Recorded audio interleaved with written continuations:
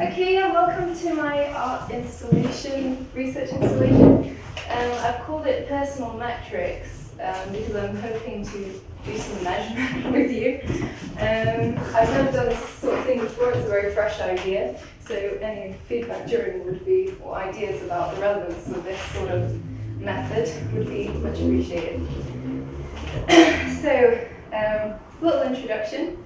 Some of you may know by now that my practice is concerned with using my own personhood as a kind of philosophical laboratory. And I make performance, text, and films in which I try to write myself into different characters to see what kind of powers or capabilities I can acquire by experimenting with with taking on a slightly different voice or manner. So to some extent, my practice is an exaggerated version of what we all do in the everyday practice of being a person. We take on slightly different characters to respond to different social or even non-social situations. I think even when we are on our own, sometimes we take on different characters to perhaps be ready for certain tasks, you know. But by going about this deliberately in practice, what I've found is that by acting in a way that is just slightly non-habitual, just slightly outside of the way I normally behave, I start having thoughts pop into my head that never occurred to me before. I get ideas or follow hypothetical trains of thought, which to my usual self would really sound very absurd, or that I would flat out disagree with. That will probably be apparent as well. My working theory at the moment is that character is that thing which makes some things thinkable and other things unthinkable. So I talked about this with Kristen recently. It's sort of a new way of thinking about it for me. So in that case, assuming a character is like taking on a certain shape and allowing the input from the world to travel through that shape like a ball in a pinball machine.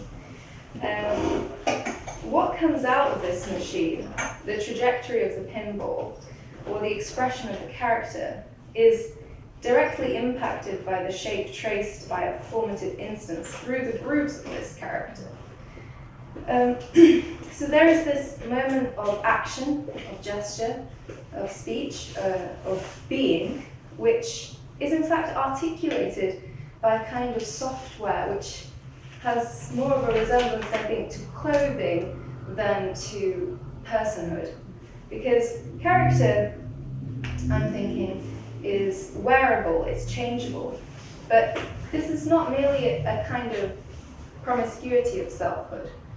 The characters we choose to wear, or which we habitually fall into, directly guide the range of thought open to us. So going into character as somebody slightly different can actually have some practical applications in everyday life. It's very good for brainstorming. It's very good for thinking outside of the box.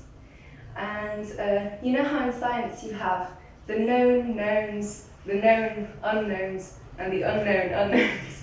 I think this sort of practice, and arguably a lot of artistic practice, is very good for bringing the unknown unknowns into the known unknowns, articulating something that is you didn't even think of as a problem. So, through my interest in personhood and character, especially because as an artist I am deliberately, artificially reconstruing and tampering with these things, I've always had an interest in artificial intelligence. And in doing my research, I've often wondered whether personhood or character was quantifiably measurable in some way.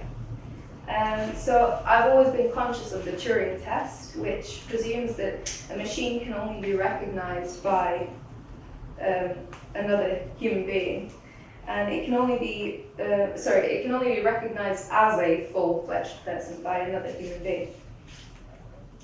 And that if a human being was sufficiently fooled by a machine acting like a human, that machine would essentially have achieved what's known as general artificial intelligence.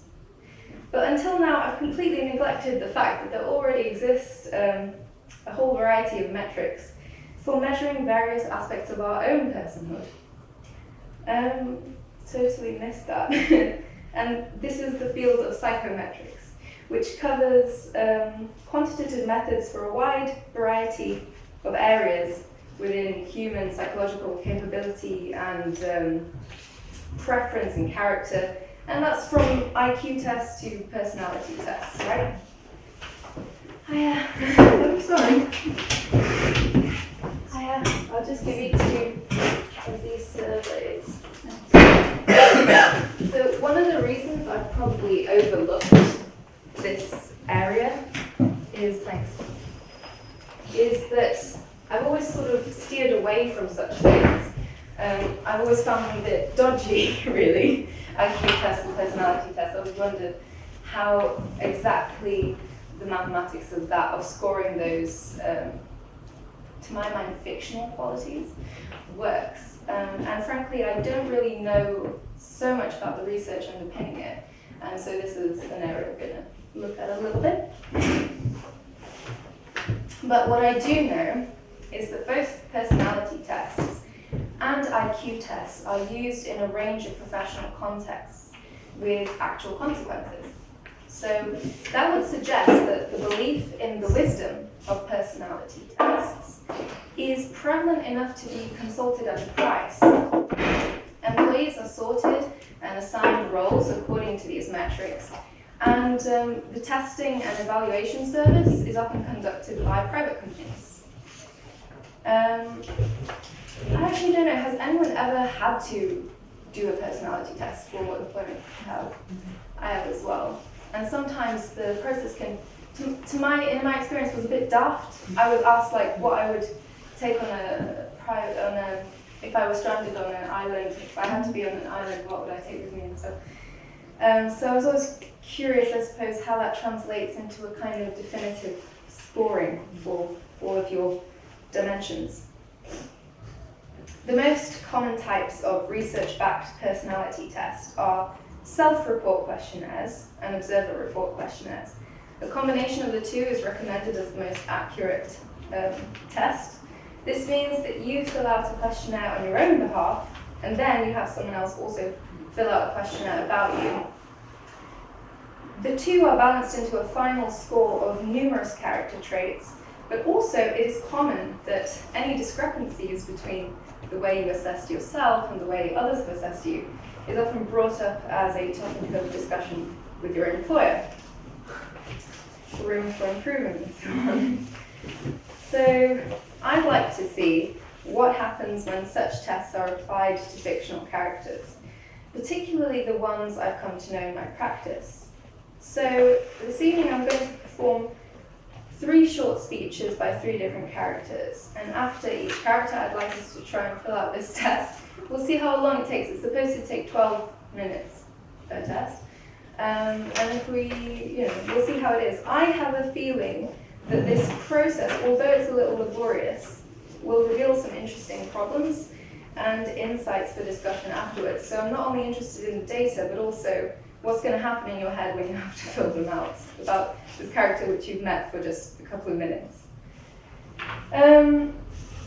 So I also want to let you know that I've already completed the questionnaire for each character myself, both as a self-assessment and as an observer assessment. So when I did the self-assessment, I was in character, and we can discuss maybe what that means. And when I did an observer assessment, I kind of pictured the character as an other, imagined them as if they were someone else.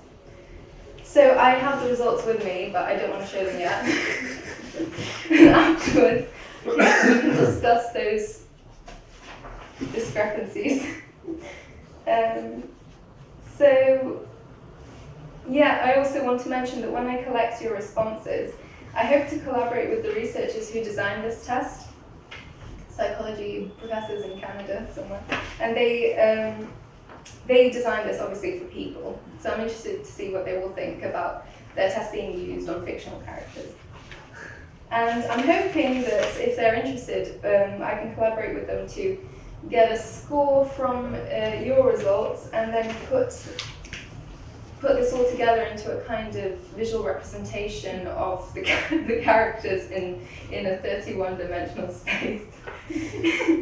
So this should create a map of each character's personality makeup, as if they were persons.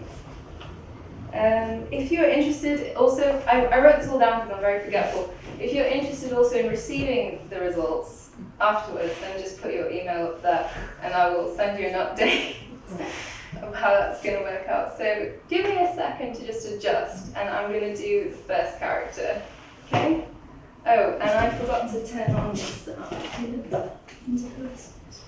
Okay, that one's on, so it's all good now. This one's on, yeah. Should you perform a character you thought this? I don't know. That's a good question. At the end. So yeah, in a nutshell, sorry? Do you want us to fill these out after or No, during? What's going? Oh yeah, good question. Yeah, so no, just watch, enjoy, like a piece of theatre, and then forget about the test. And then I'm going to do it with you. We're all just going to do it first. And then I'll do the next one and then test, and then the third one and then test. Okay, let me just get into it a bit. Okay.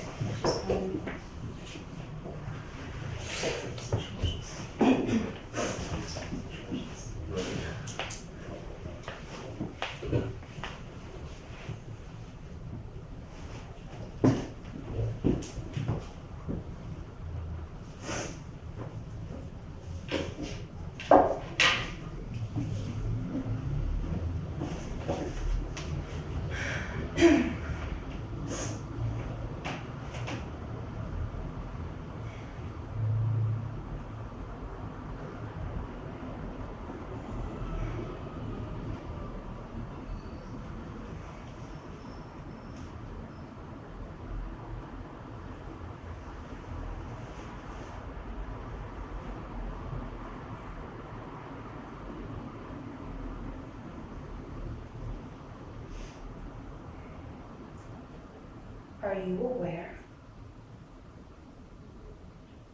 that between 20 and 22% of things that happen actually don't happen? This is something that, amidst most people's attention, just slips by the wayside. Between 20 and 22% of things that happen do not happen. Picture your life as a series of film stills. And 1/5 of those stills are counterfeit. They don't belong there. They've been inserted. And the difficulty here is to ascertain exactly which of these moments that happen don't. I've struggled with this sort of endeavor for a long time. Researchers, scientists, philosophers. No one has the answers.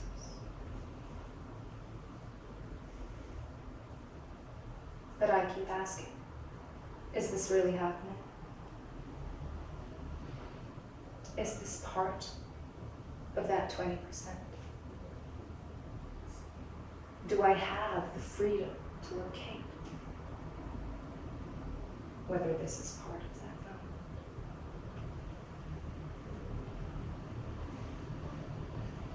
moment? I wonder whether chance likes to choose those most eventful times to place in this 20%, things that actually don't happen. Or does it choose those moments in which nothing happens? All I know, that in the process of these 3 minutes, 20% of what you have seen, you have not seen.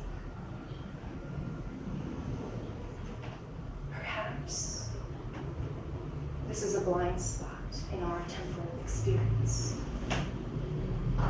And just like with our visual blind spot, we can live with that. Maybe it's part of what makes us who we are. Those very things we think are happening.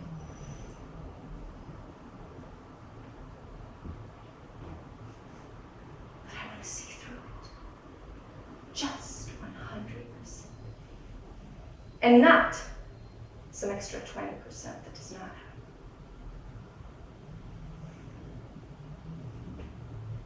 That was it. So, let's get on with it.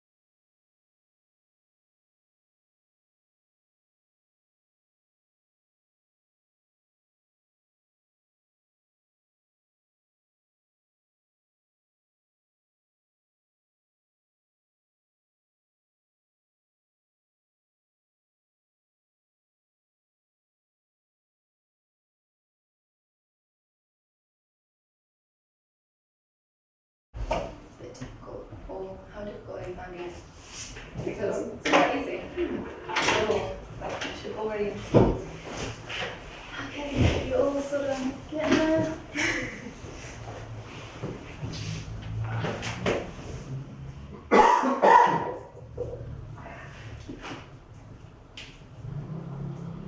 Is everyone finished? Oh. Okay. Alright, let's try to do the next one now.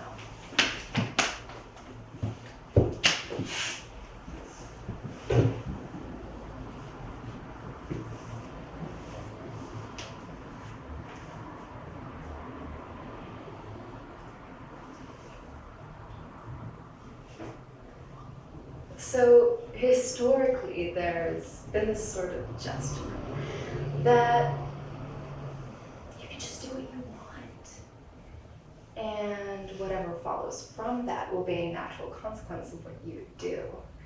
So you can essentially commit the most horrible evil, and at the same time know that you are characterizing the world that is to come.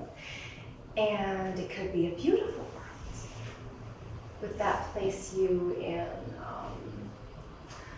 1,000 years as a sort of Julius Caesar, who in effect did some horrible things, but after so much time and in retrospect becomes this cultural hallmark, you know?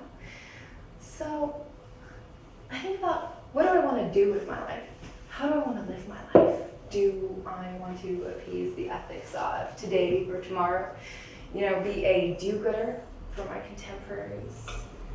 Or do I want to become an iconic sort of emblem for future generations, far, far into the future, millennia to come, where they will look back at my atrocious doings and think, well, we are who we are today because of what she has done, what she has wrought on this planet. It's a little bit like natural disasters. The Great Ice Age, for instance, which wiped out so many predator species, thus allowing for the mammalian takeover to occur. And here we are, you know? So history will bend what is ethically acceptable, and that's interesting. Okay, so you can choose. You can do whatever you want. Even if you have that megalomaniac tendency, there is a place for you in this world. You just have to think, I want to contribute to this planet on a larger scale, thinking way into the future. And you'll hear these do-gooders, you know, climate activists, for instance, talking about safeguarding the future, 50, 100 years ahead. But all they're really doing is conserving the planet, keeping it the same. Is this really going to change things, bring about a schism in the timeline of human history where people look back and say, hey, what were those guys doing, No, instead, they're going to say, those climate activists, those were the guys who kept things the same.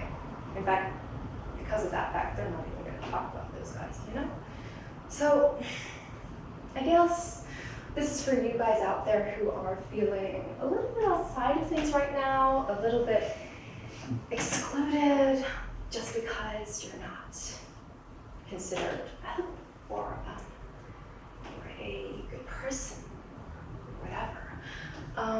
Today, you have to think, if you are that sort of person to whom it just comes naturally to think imperialistically, domineeringly, don't just listen to those guys who are impressing you right now just because they're thinking 50 or 100 years ahead.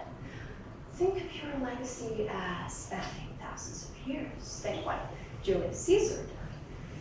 And know that there is a place for you too, for your talents as well, and that your legacy could potentially lead to far more advanced civilizations than a conservationist would. Okay, that was the second part.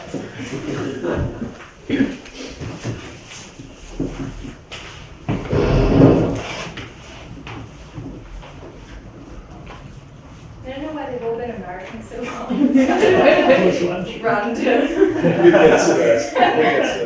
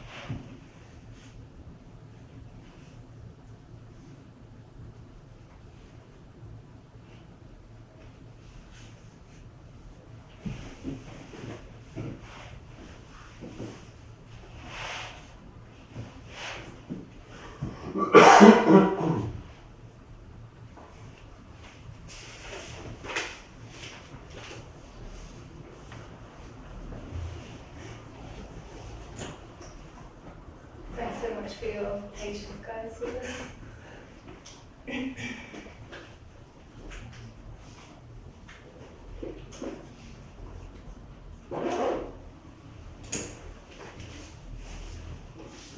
Oh, is everyone finished? Or... Yeah? Yeah? Cool, okay. I will try to do the next one.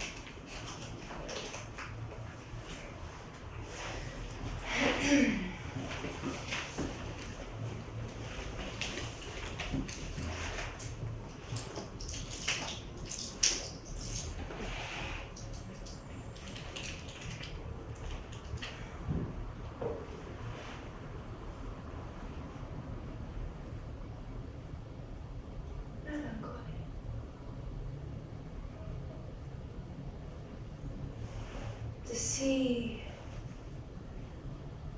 carried him away from me.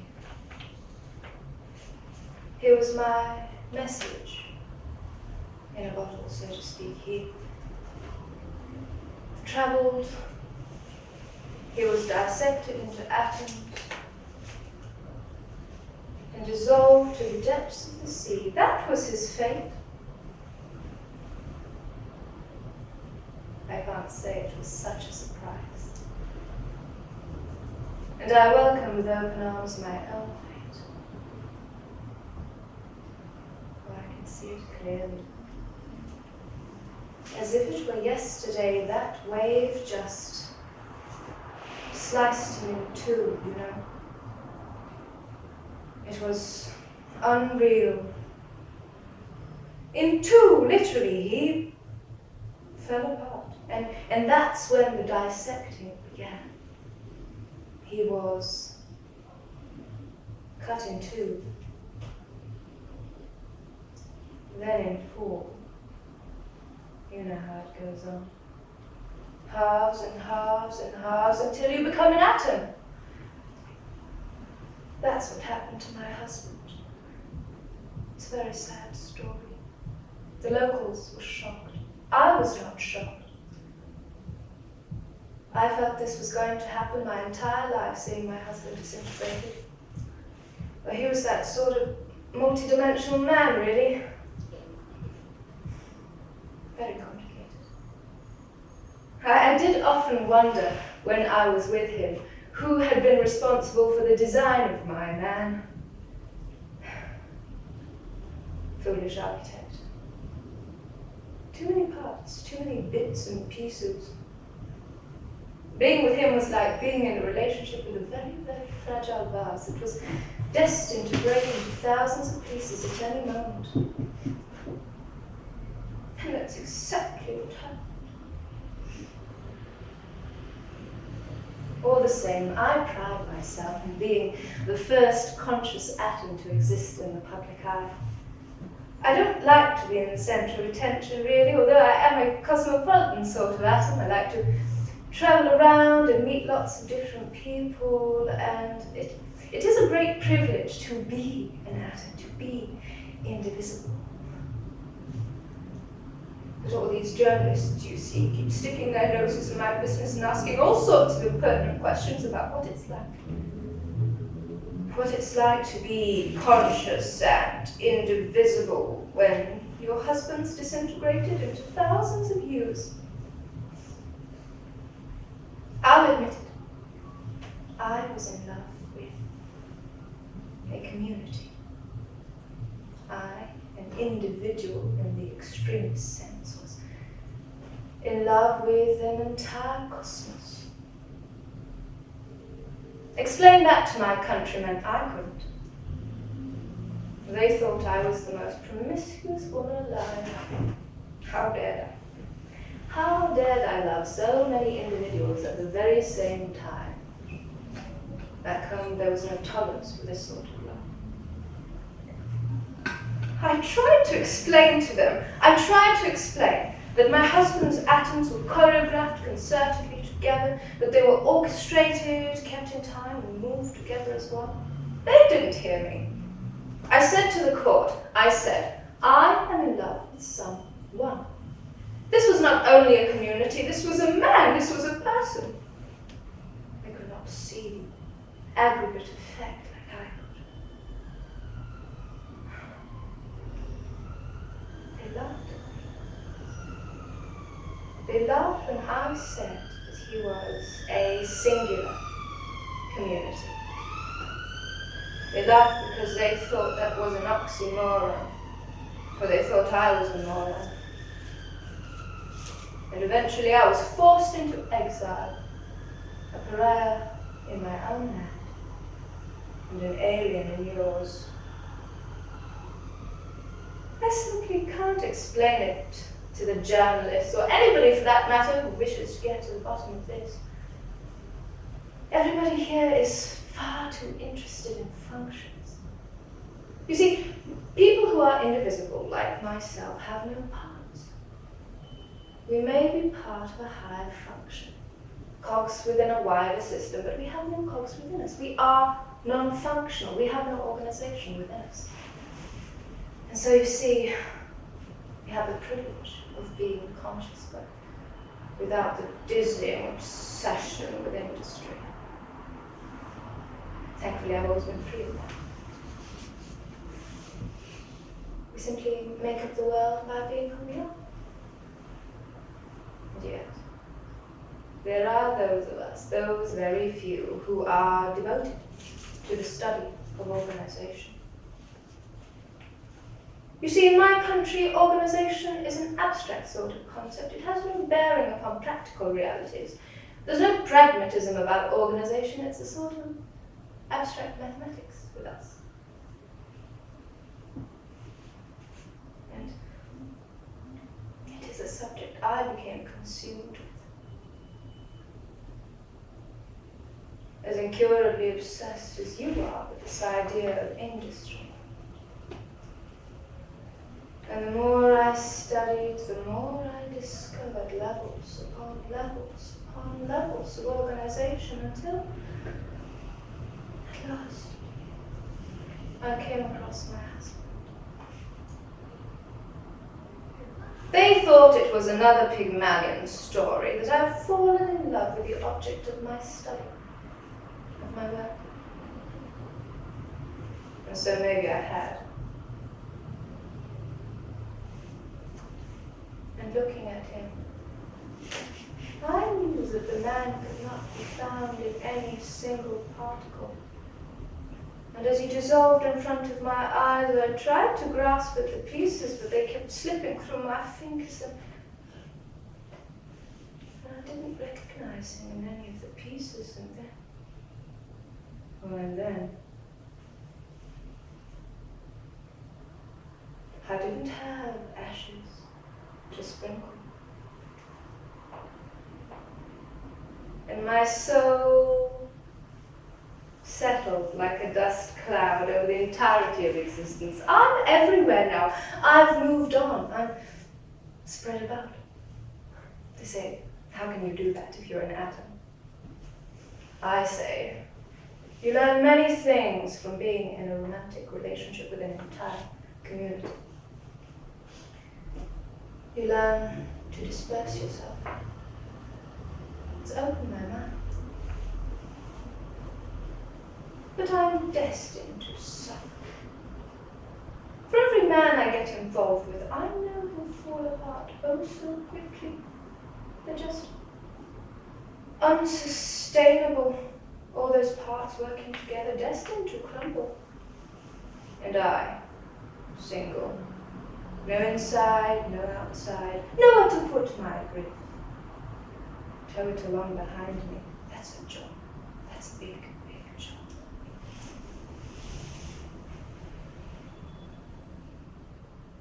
That's it.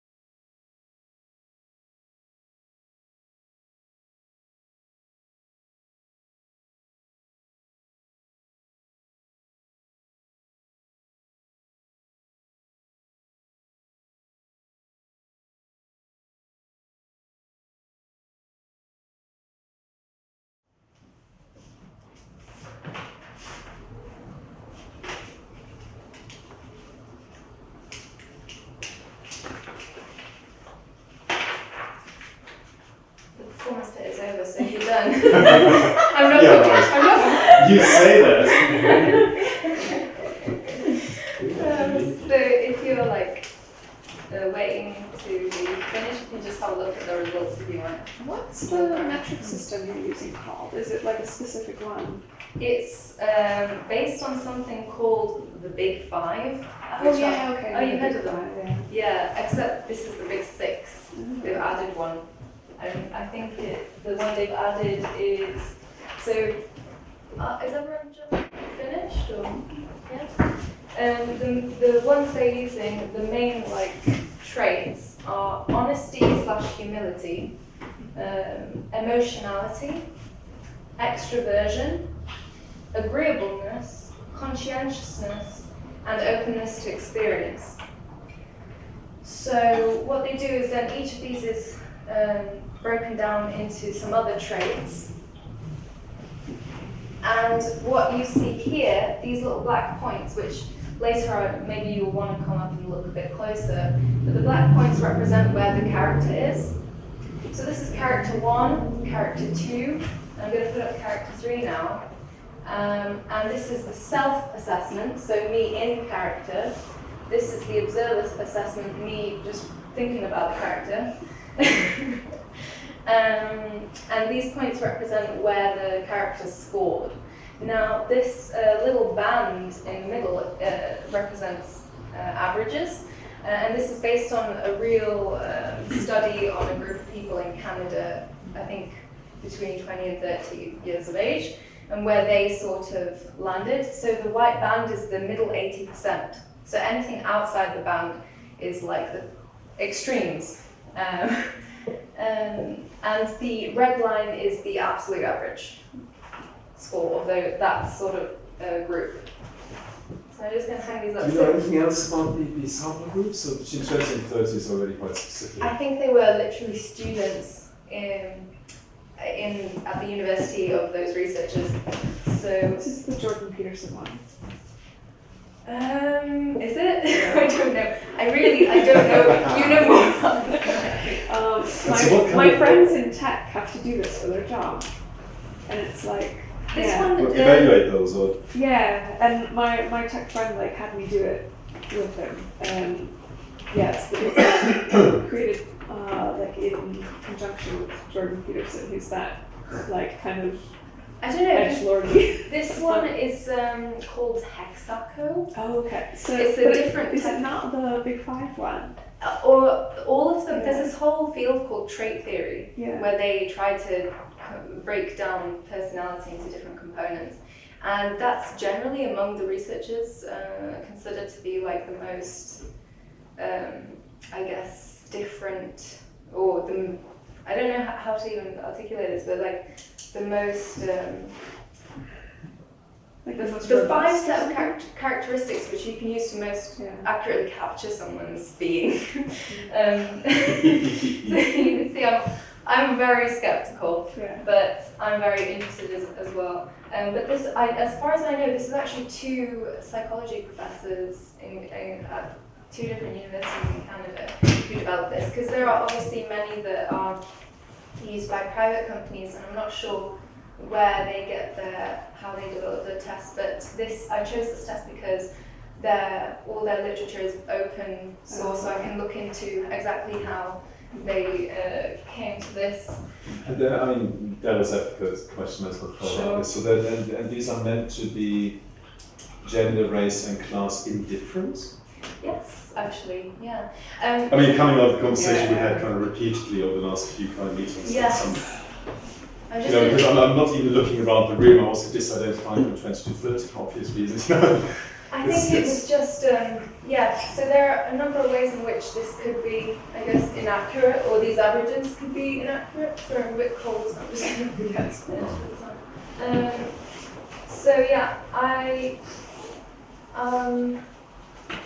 I think that they said on their website that this control group is like, there's a few hundred, I think, students, and they range on average between 20 and 30 years of age.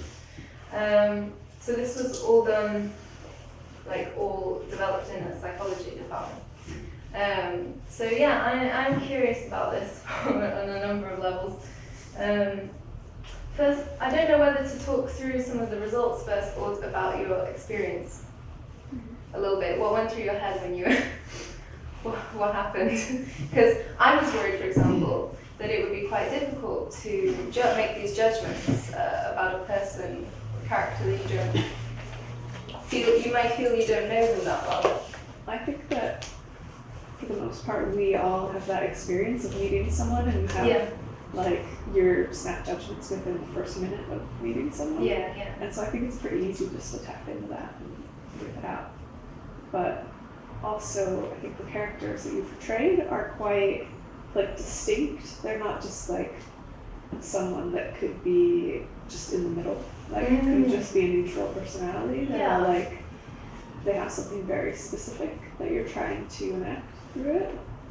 Yeah, and I mean we can talk about that, but certainly these tests have sort of reflected to me my own artistic style and preferences.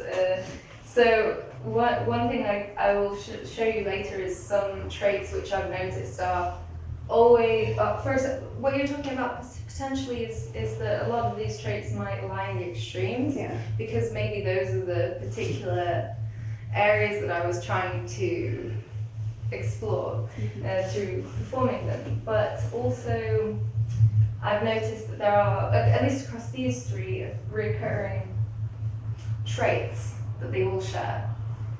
One of them is unconventionality. They all score quite highly on that, both assessing myself and as an observer. So this is unconventionality, and so that's up in the 80%. So if it's more this way, that means more unconventional, and if it's that way, it's less. So this is the observer assessing the last character. When I say the observer, I mean me. Do you videotape yourself? Yes, Yeah. I have little, if you want to see it, I have little clips on my phone. So I do videotape that because, I would like to I haven't videotaped the observer report. There I was really just trying to be me and regarding this person as someone else. Shall I talk you through some of the results first, or should we talk about each one? One term that really, I just want to not lose sight of the term accuracy you used. Yeah. So I want to hold on to that as a really interesting kind of word. It's not a can of worms, it's an arrow of slime. But what that might mean in this context. And it's the word that I borrowed from there. Precisely. I mean, that's the other thing. What does it mean to borrow from those metrics? To borrow a metric and make it do stuff it's not meant to do. And the other thing that's maybe in terms of my experiences, whenever I'm confronted with any of these things, either kind of asked to read other people or portray myself in these kind of ways, the default position is one of manipulation. Kind of who manipulates what you expect to do, how you respond. This kind of double and triple bluffing yourself and the other into a set of reading patterns you think you have to anticipate as part of the exercise. And I think that, just want to throw that back in because I find that interesting as a perspective onto this in view of the question of performance, right? And you becoming a character, not a different person, but a character, or taking on a character. And there's something there in these slippages that I find really, really interesting. It's the opposite end of the conversation from one of accuracy and usable results, but it's one around setting up different reading possibilities, how they might intersect. The word accuracy gets really slippery too when you're even talking about fiction. Well, I guess that's my sort of working hypothesis, is that personhood is a fiction, and therefore I feel like these work really nicely and easily, can smoothly be applied to fictional and real persons alike. And in my experience so far, as you said, it was quite easy to use this system. Different kind of words that you're more than entitled to put those on if you want. I guess because I do find it easy. And I get my experience with the questions, my prior experience of questions, or receiving questions like this from jobs, is from being an artist and having that other job that I have to go to. In that I will answer the questions, but actually these are kind of redundant because I don't want to be here. And so it didn't feel terribly defining or something. I'm trying to maybe get to this way of explaining it, but I guess I felt this kind of corporate work environment in the questions. And the characters that you presented didn't feel that world. In fact, they reminded me, or a number of them not totally, reminding me of a few friends who seem to be able to kind of float on a higher plane unaffected by sort of social problems and whatnot. They're amazing. Anyway, but I guess there was this, I felt an awkwardness to these questions that I was trying to answer, but I needed something very specific to say, work in what context. I don't think this is a corporate person. I don't think this person is in this world, and I don't know how to relate that word.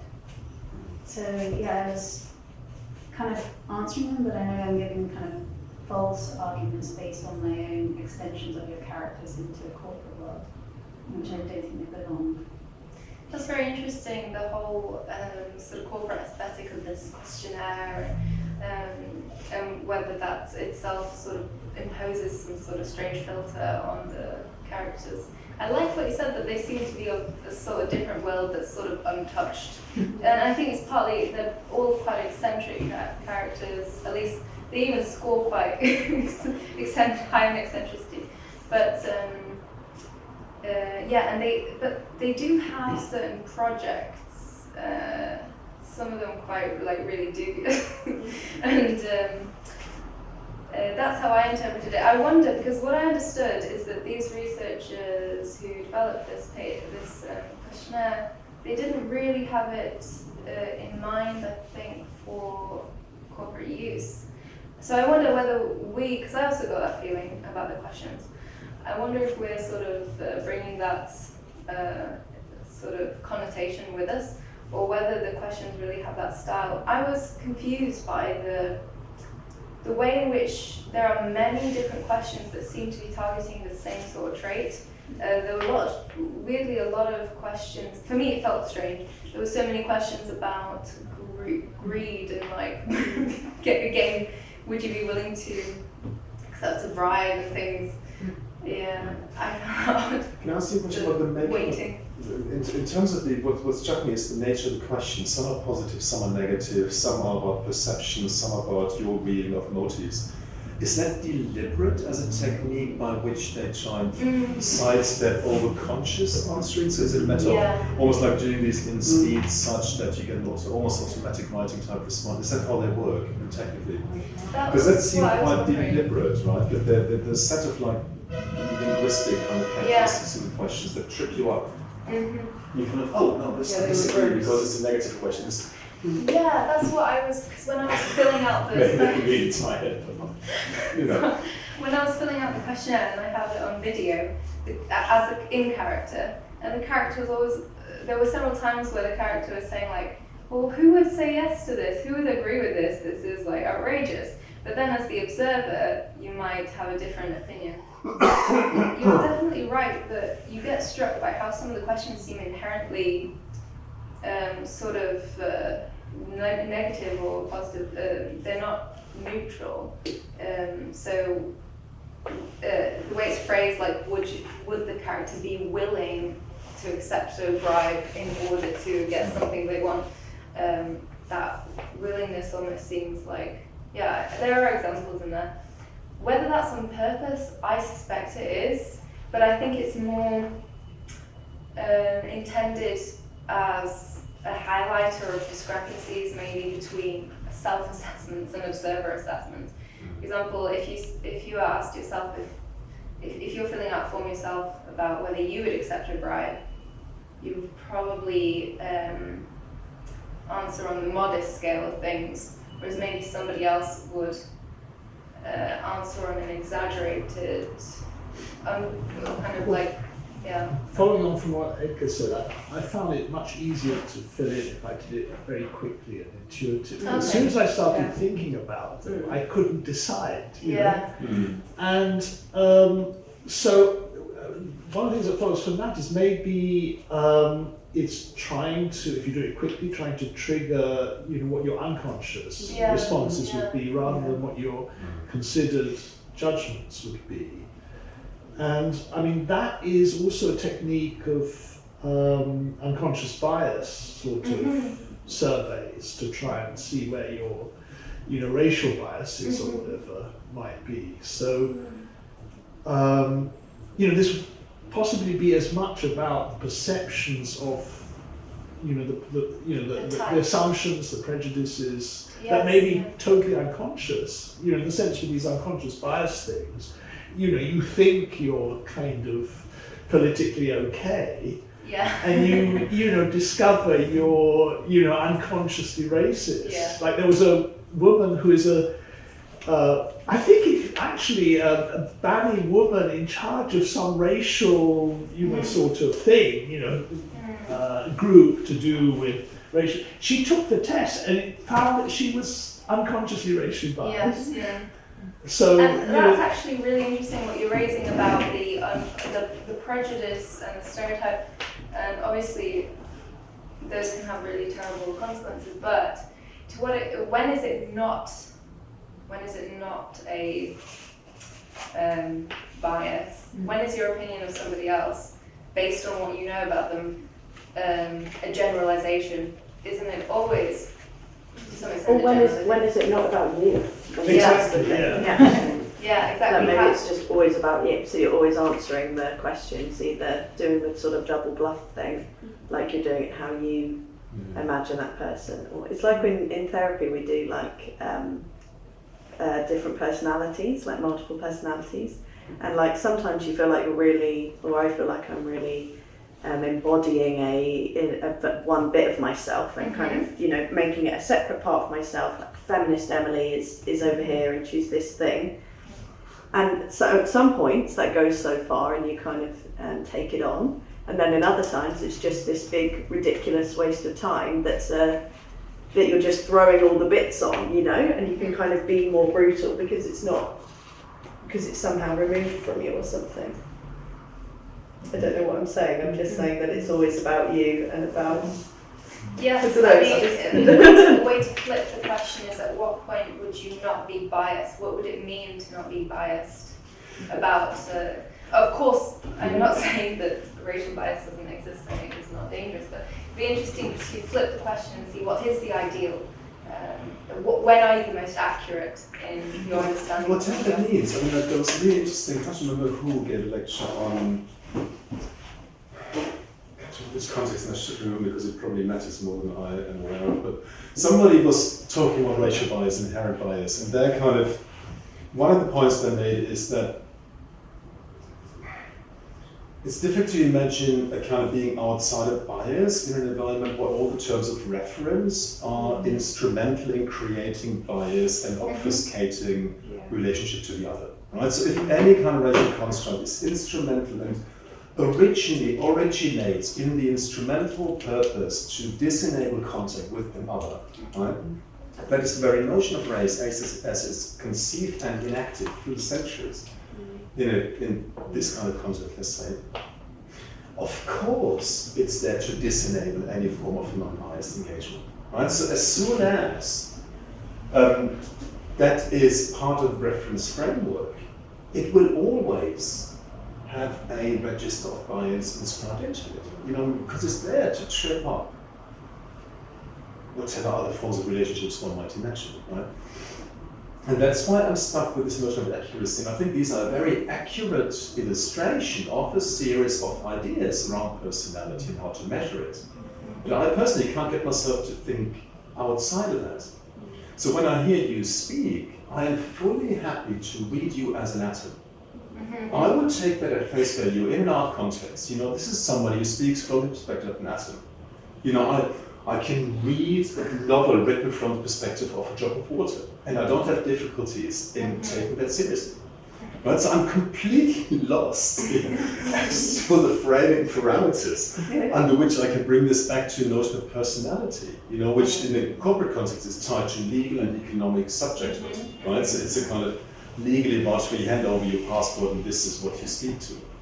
And I guess that's my kind of really beguiling confusion with this, that I'm reading this in an arts context when none of this is binding, But also has the question of instrumentality in a corporate context. They're setting a test in order to employ somebody who will make the most money for them, or in order to determine what your consumer choices are going to be. So or whatever, so they can use the information.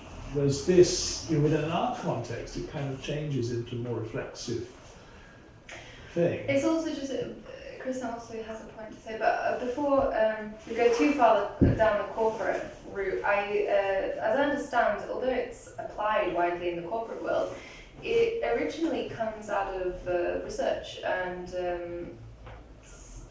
the endeavours of psychologists to catalogue personhood. Yeah, but So what it's- determines the structure? Yeah, but what determines the structure of that research is the need to construct a certain kind of subjectivity that is necessary for capital. So it's not like the research is independent first and then it's applied. No, but The application already implicitly develops what the research is going to be, like the sorts of research that was initiated for advertising purposes from the 1960s or whatever.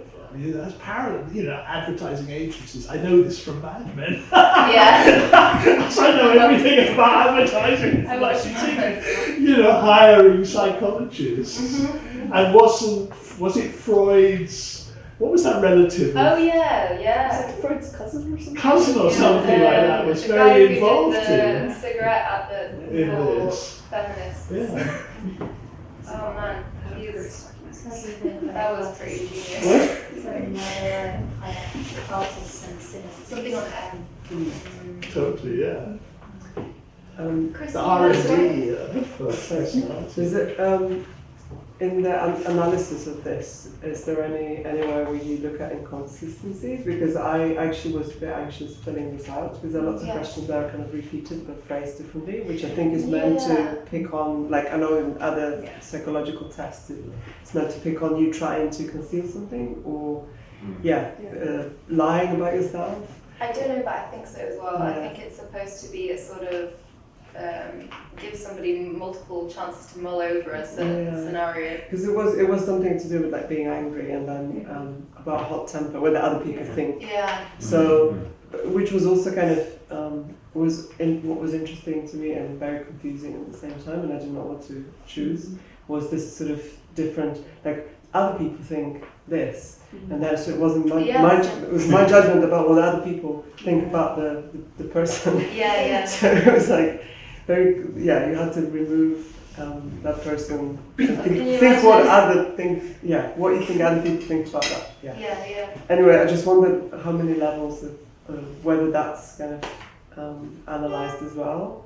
I actually don't know how these are scored yet. It's really a fresh idea for me, but I'm hoping to find that out and to really understand how the weighting given to everything from the linguistics to the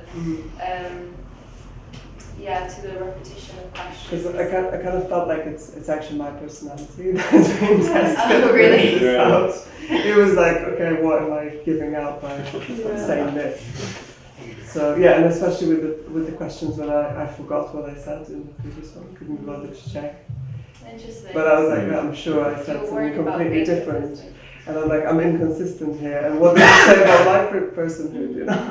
But I think it's It's like in the first one like this, now they learn. It's a kind of game Facebook would set up or Yeah, something like that to get information about your preferences. that I'm they sorry can if it was a use bit that. stressful. No, it wasn't like, it was just funny to kind of feel I that. think sometimes the tests include mechanisms to invalidate the observer. No? I mean, like if you've replied something that is contradictory to something else, this test is not valid.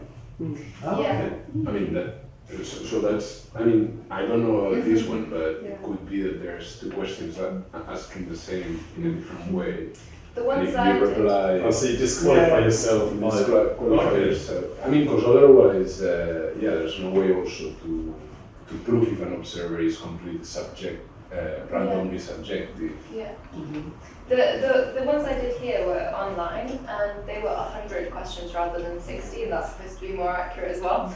And they had control questions hidden in them, like press. This is a attention check. Press strongly disagree to continue. So if you were to press randomly, at least on that version, it wouldn't work out. Right. But I guess here, yeah, I was trusting that you would try your best, and I'm hoping that the design of the test is taking into account the fact that we actually are not consistent about our evaluations of people, and probably if we did this tomorrow, it would be some different results and so on. So hopefully they wouldn't disqualify you entirely for a little bit of inconsistency, because it seems that would be natural to some extent. Could you reverse engineer a character from the results?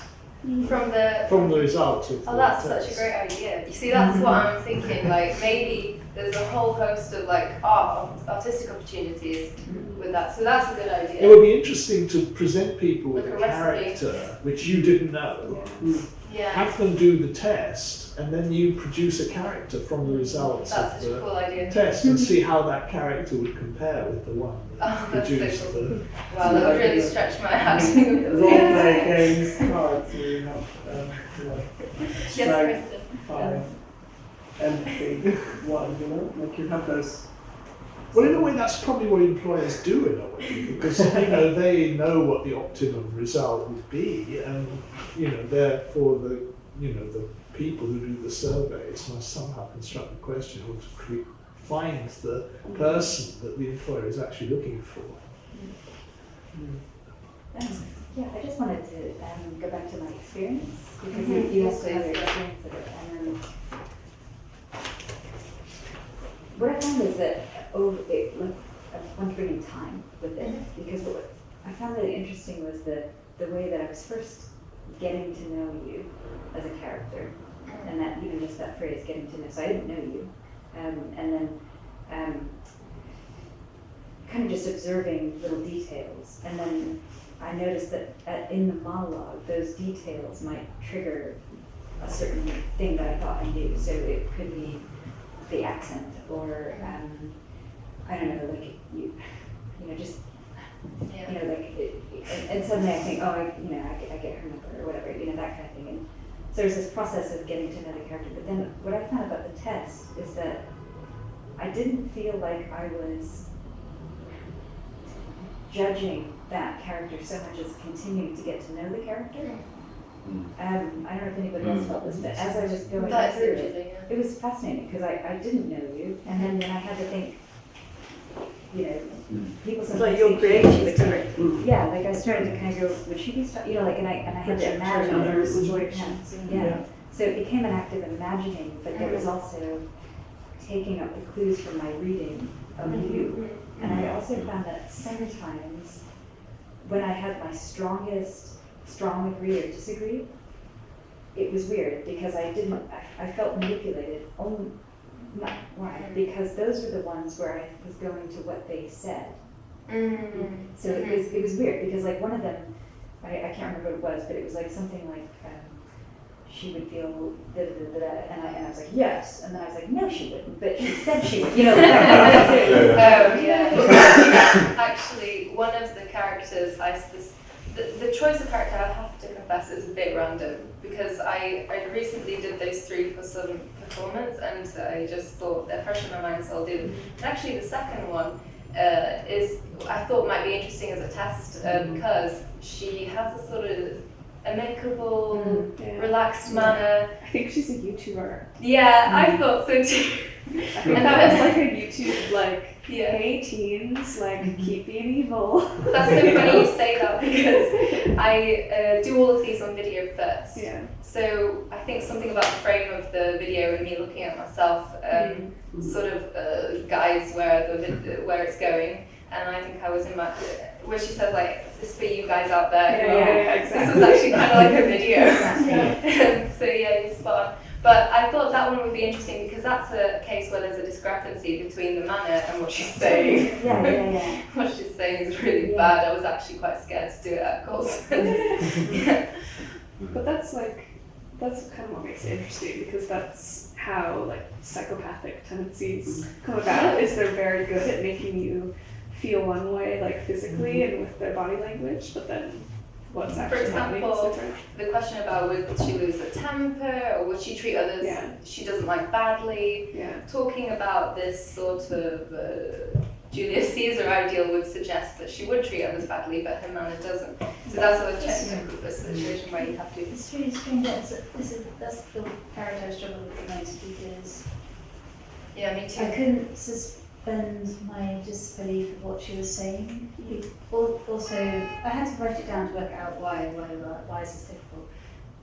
Because to be able to say something's atrocious is already negating that Yeah. that you know it's bad, so you have to do it. I mean, you might do it, but you already know it's bad, so you are not a psychopath. You see what I mean? Yeah. So I just didn't quite buy that as a straightforward thing, and I had to judge the character. And that's why I'm hoping that artwork wouldn't be seen as an actual speech to incite some sort of, because I mean, this is what artwork sometimes do, I think, is create some sort of strange ambiguity. And I that was a deliberate sort of artistic choice. This was also really interesting because I think in this character we also felt you as the author or the writer very strongly as a propositional character. Offering a propositional character, because you didn't go as far to say, I believe in Julius Caesar and I want to be that man, because that sounded amazing. But you sort of outlined a position for it, really. Yeah. That's good. I mean,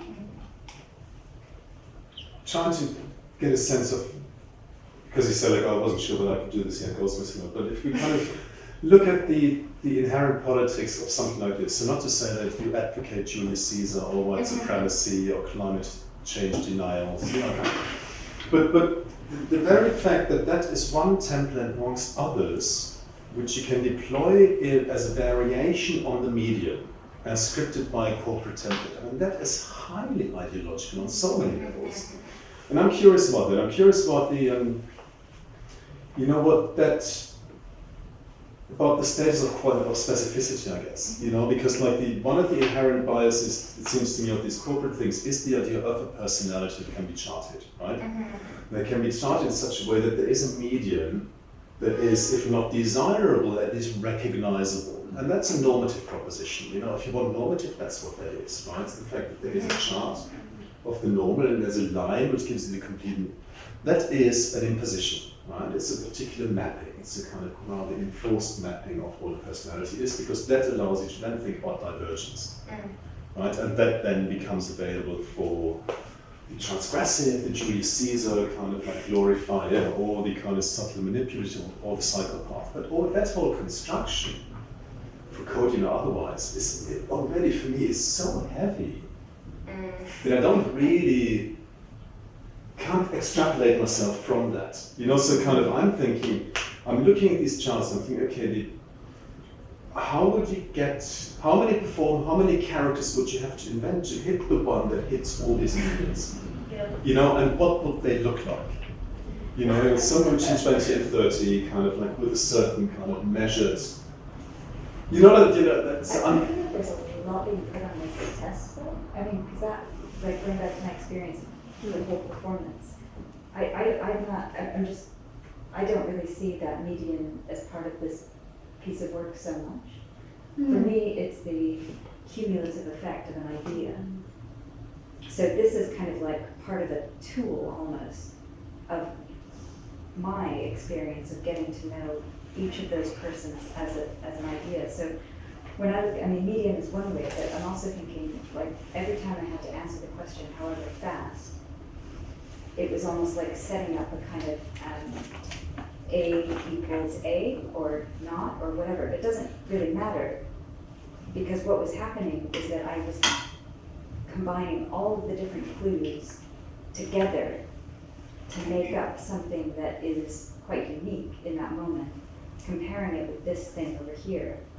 So I guess my point is, you're using this, but I think it's a little bit, it's less important to me about the corporate structure of the test, and more what was exciting to me was the way that the idea of the person developed over the course of my time taking it. Mhm. Does that make sense? Mhm. You can But focus actually- on the test so much. Yeah, actually, I totally agree because it's the kind of questions about a character are used for role-playing games to develop a character.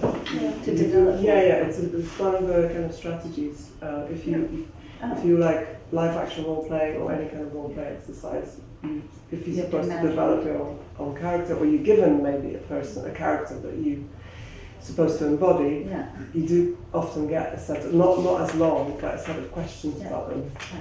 to make you kind of imagine who that person is and bring them to life so you can then embody that person. So yeah, I totally get that. Yeah. That you could actually misuse that in a way Yeah.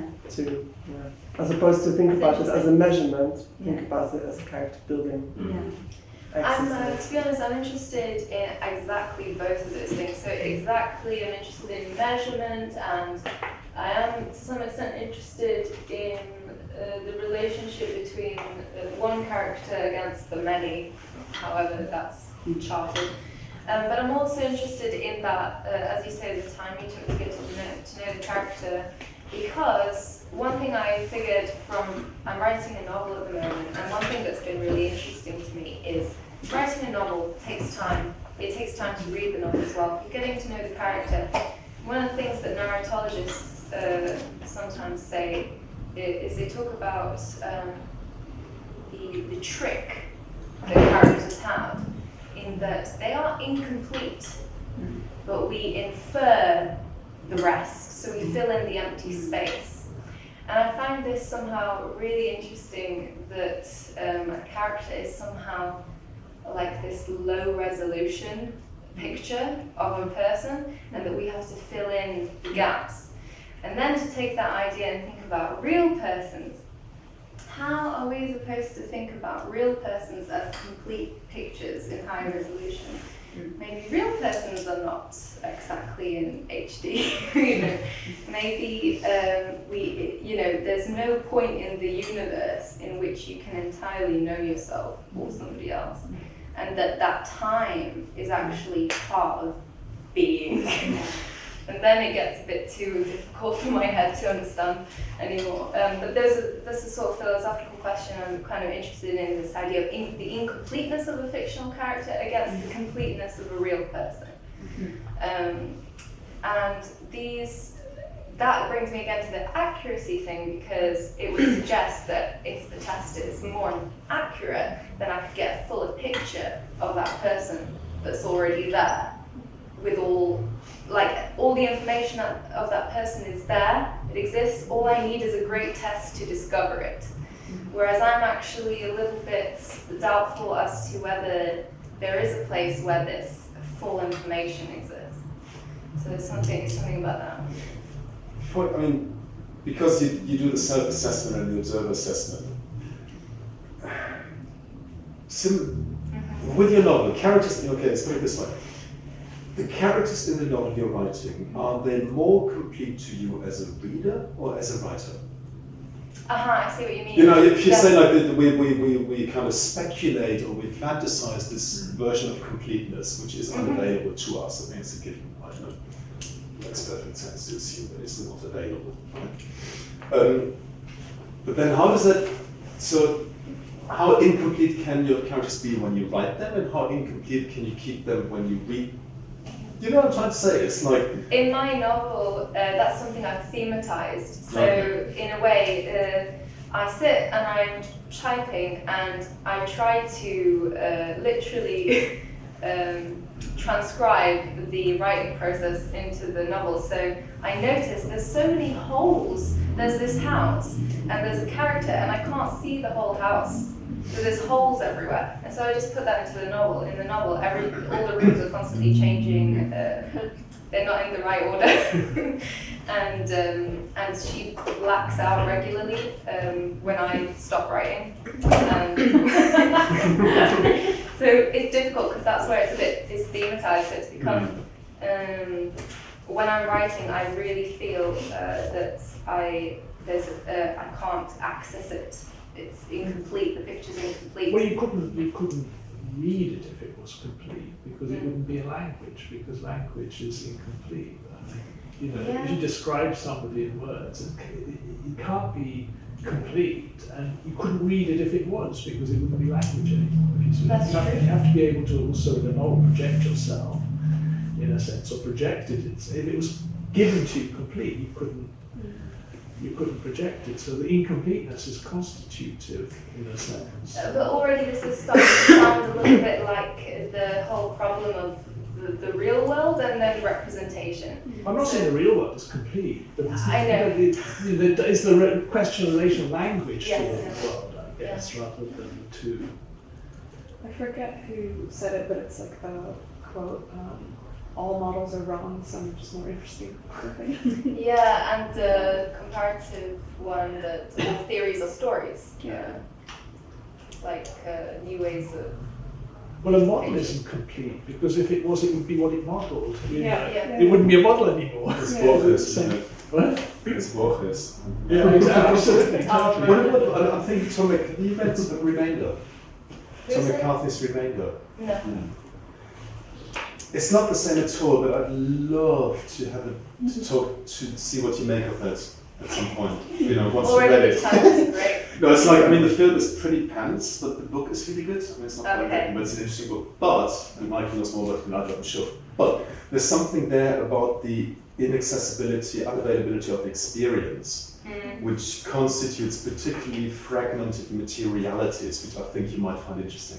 It's kind of, it's really odd, it's not really, but there's something there about the fragment and the fetishization of the fragment as a site of intensity that is really, really, I think is really interesting. I mean, Sorry, was that a fictional book or? it's a piece of, yeah, it's a novel. It's called Remainder. That's from the late 90s or so. It's by Tom McCarthy before, anyway, kind of like, it's, and then Omar Fast turned it into a film in collaboration to some extent with Tom McCarthy. The film isn't, certainly make sure you read the book. If you ever have the misfortune of seeing the film, make sure you read the book first. Yeah, sure. Just a further thought from what I was saying in relation to Yeah. this, you know, that, I mean, there seem to be two questions arising, and what's interesting in relation between them, the question of developing a character, and the question of metricizability, you know, which are not the same and not unrelated,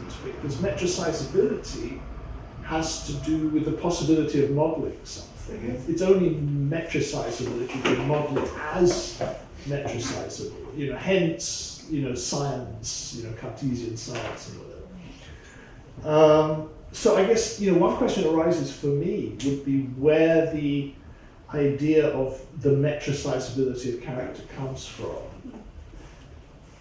Sort of, in a way, sort of historically as well as philosophically. I mean, how, and what the problems with it might be. I'm very interested in that because at the moment, you know, the attempt is being made to metricize absolutely everything. Yeah. You know, so you know, there's no level of depth, as it were, which is not metricizable, and that's something kind of new because it would have been. Well, there are things about a person that are unknowable in the sense of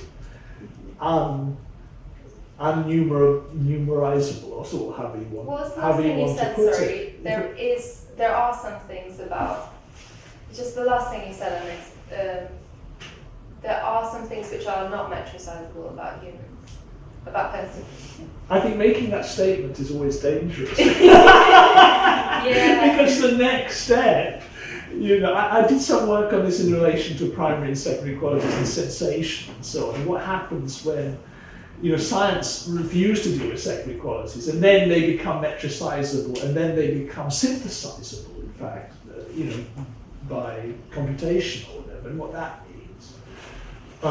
So that's precisely metricizing something that historically was not considered to be metricizable, and actually are then lent on that unmetricizability of those qualities, you know, in order to somehow escape Newton or whatever science, and you know, that's no longer obviously possible.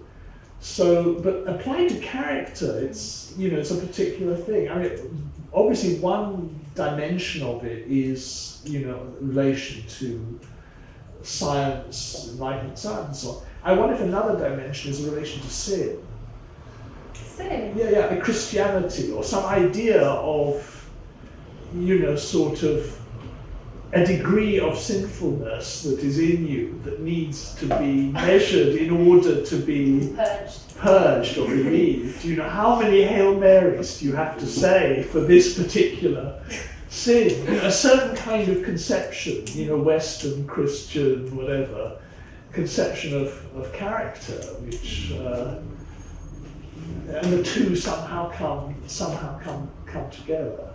I've for some reason randomly come across a lot of podcasts and things about the medieval physiology and medicine and how they divided the human into the 4 humours as well, which were sort of this integration of the bodily with the character as well. So what you're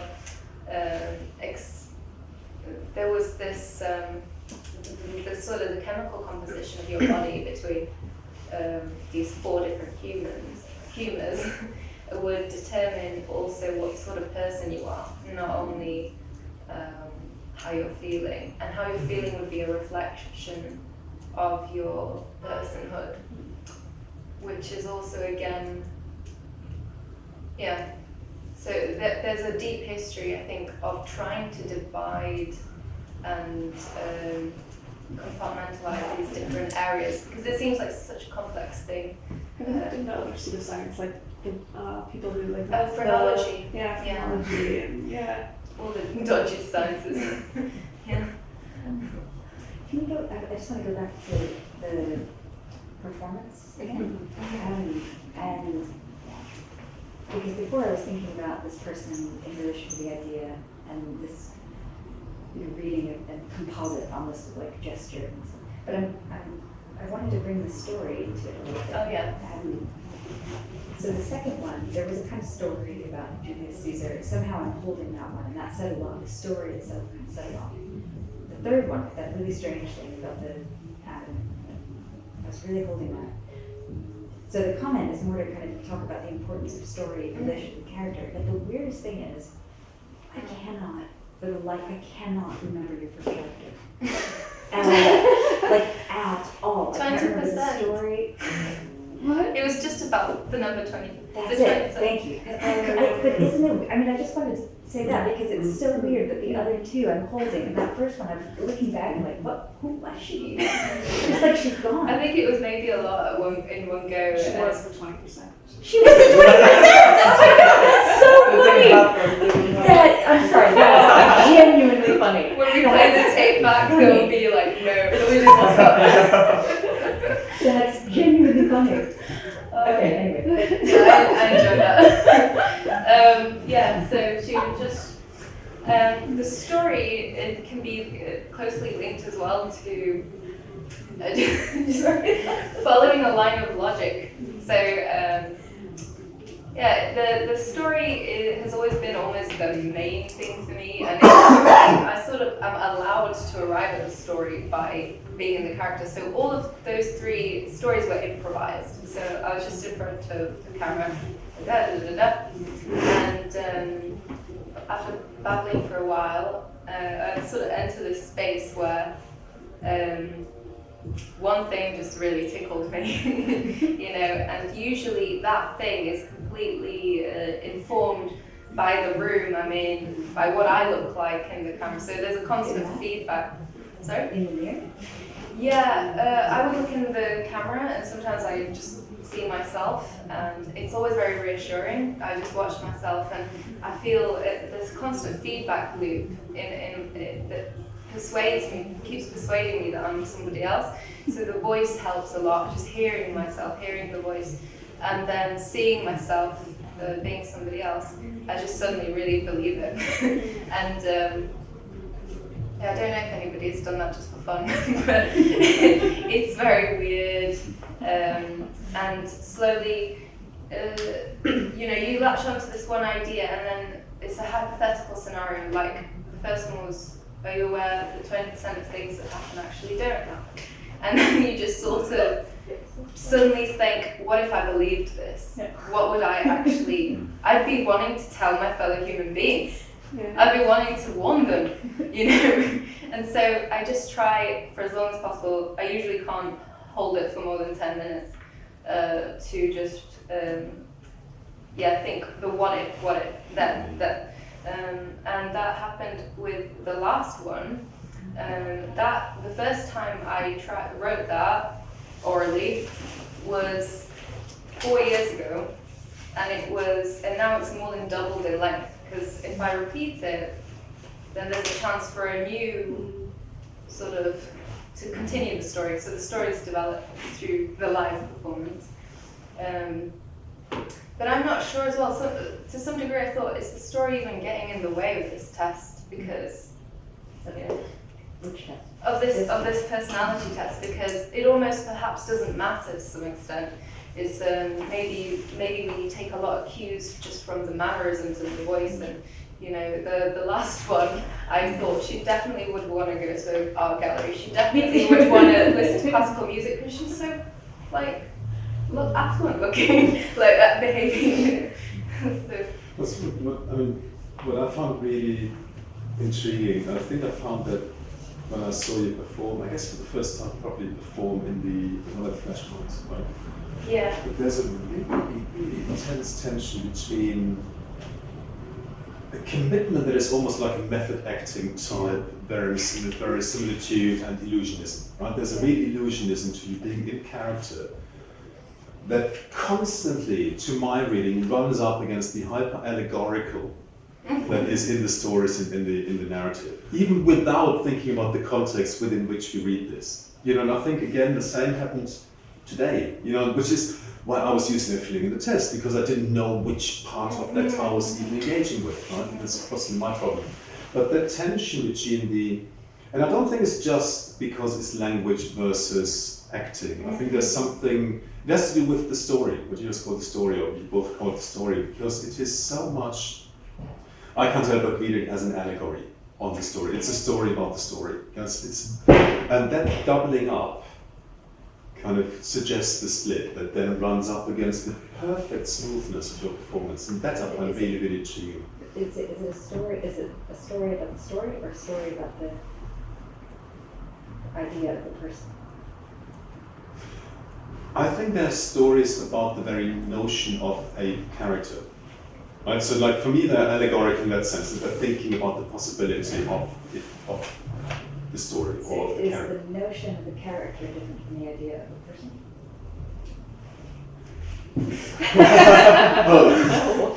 Is the notion... No, this is interesting, because I think the story... I'm trying to read the story in relation to that. So one of my questions was, is it, because you said it's a story about the story, which I get, but then I was wondering if it's a story about what I'm understanding is the idea of a person, and then you said it might be the story of the notion of character.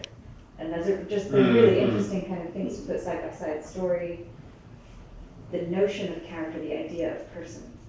I'm not really sure what to do. The notion seems maybe a bit more generalized, like more typicalized or something like that. And the idea, as I was grasping it, is something that I'm putting together from all the reading of the specific. The allegory is often about, well, there's different allegories, aren't there? Like the medieval allegories, which are much more about like type. They are actually about character often, about sort of the test of the will and thus proving your essential self through an ordeal, the medieval romance is about where the hero has to go through several trials to sort of prove his true self. I think maybe weirdly, I'm wondering whether the type of character that you get in the allegories, the medieval allegories, if they're a character or not, I'm thinking about this test and looking at type, right? And then this the person thing and the specificity of the person. I mean, when people talk about writing poetry or something, you know, it's like that the poet goes from the particular to the universal, and that's like a thing. Whereas allegory, in medieval allegory, is often thought about like going from type or something, or I can't remember exactly, but that you go the other way around. They're just different kind of orders of inference. I guess. That's And that what kind of people- this in People who would be listening to those stories at the time would have been aware, perhaps culturally, of the types and the different symbolism that would signal those behaviours that are recognisable and repeated. Maybe there's a sense in which pre-literary literacy texts, oral tradition, sort of spawned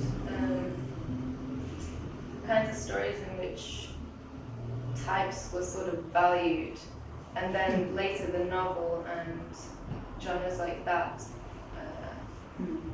sort of prioritize individuality.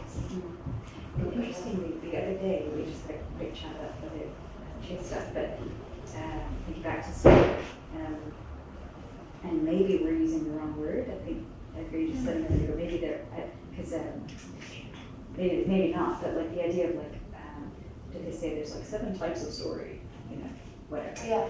But maybe there's like a million different types of, what did you call them, scenarios, or these kind of hypothetical, you said they're little suggestions. We don't have the story yet, we just got like a hint. Yeah. You know what I mean? So it's quite interesting to think about the difference between giving us that little tiny sliver, and maybe that's different. If you gave us a beginning, middle, and end, might we have a much more typical character? But what we've got instead is like, we have to fill in all the gaps and imagine this person. Yeah, the filling in the gaps thing keeps coming back to me. I'm just at the moment rereading for another project to do with water, Lens Solaris, the novel Solaris, and I'm just on the bit now where Rhea, the sort of visitor, as it were, who represents Kelvin's wife who committed suicide, is becoming, having a sense that she's not Rhea, but she doesn't know what she is exactly, right? So Rhea is a projection from the ocean on the basis of the ocean's sort of reading of the unconscious traumatic traces in Kelvin, based on his ex-wife's suicide, or his wife's suicide. So that raises the question of, made me think in terms of what you're doing. I mean, there the issue is, where is the character projected from?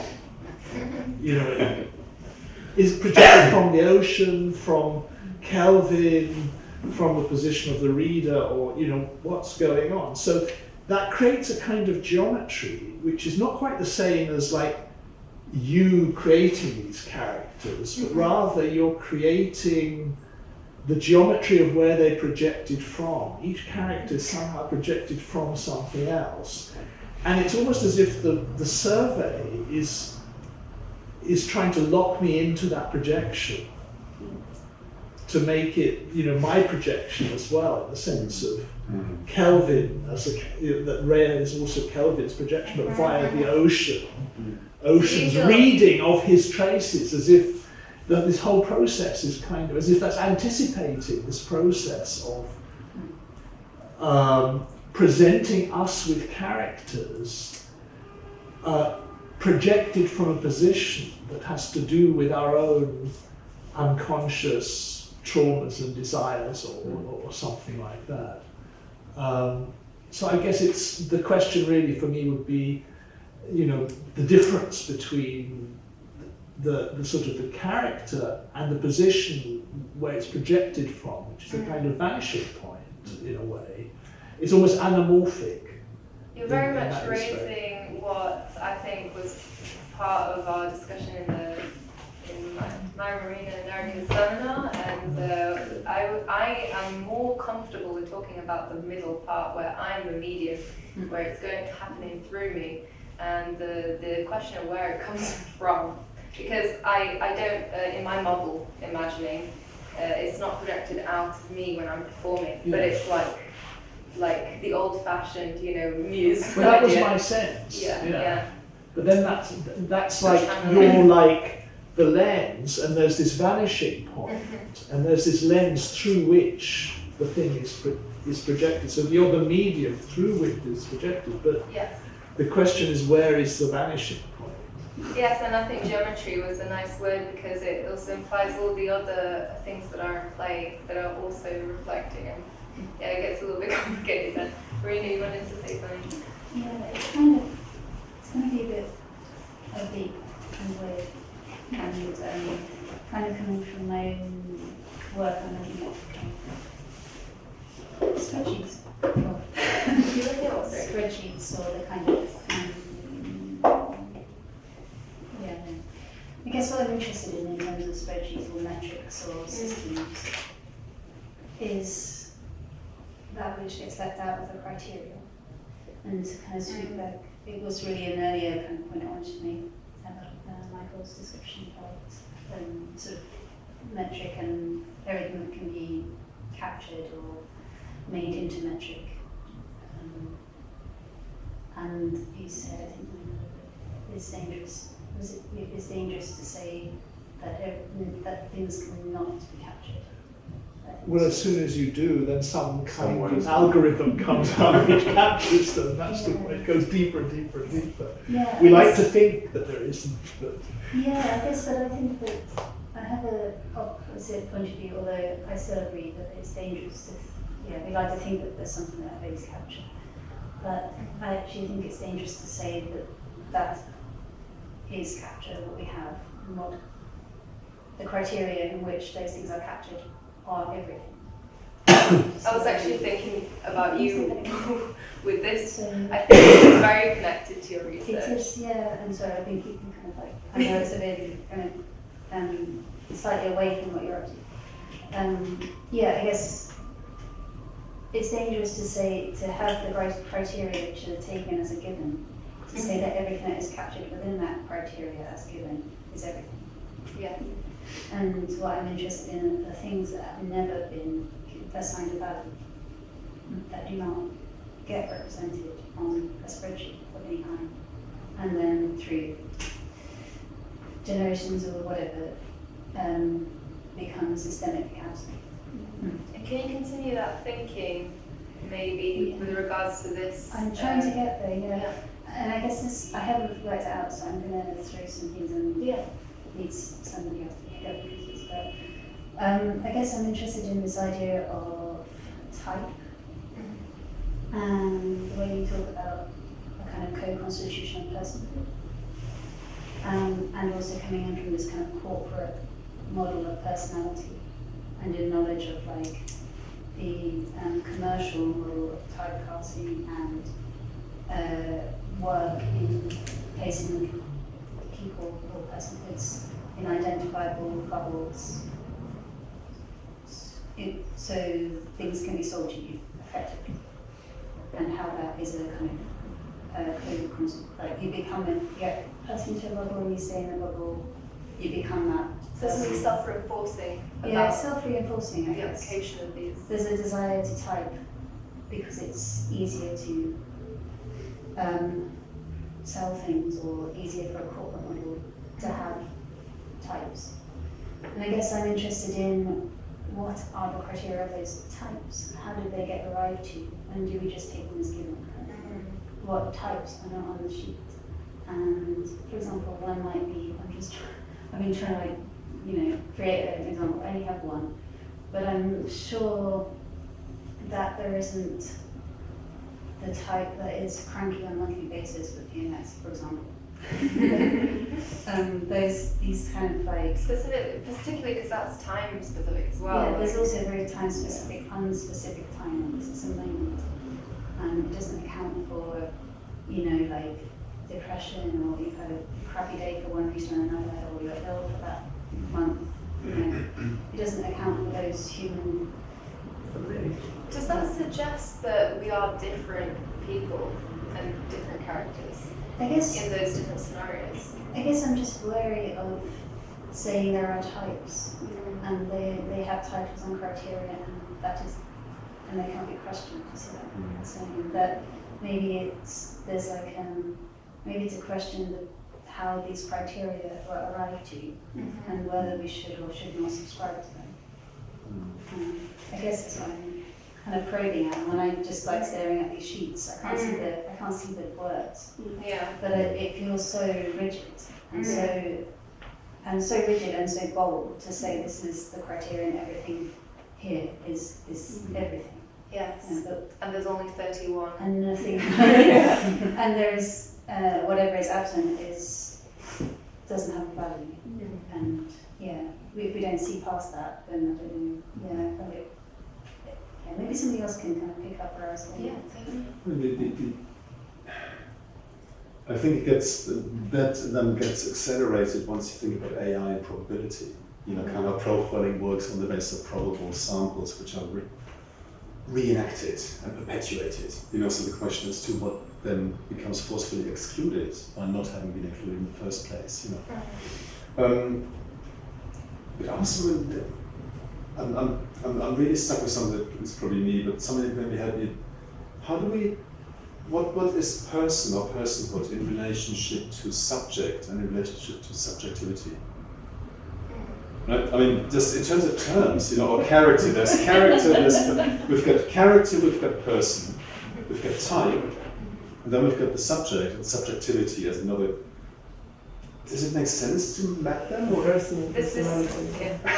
that's a very kind of determined nodding. I mean, This is just to say something that's been a huge difficulty in phrasing in a proposal or any summary in my research, because immediately every one of those terms throw up so many discomforting problems. And another one is agent. I tend to use the word agent. I mean something by agent, and yeah. So I just wanted to say that I actually exclude some of those words from my research just to help me focus a little bit. And I have been not focusing on things like consciousness, things like subjectivity, and when I talk about person, I'm probably mostly interested in types to some extent and character in terms of how, I guess, psychologists traditionally studied personhood, I think, which is the outward behavior that you can detect by another object.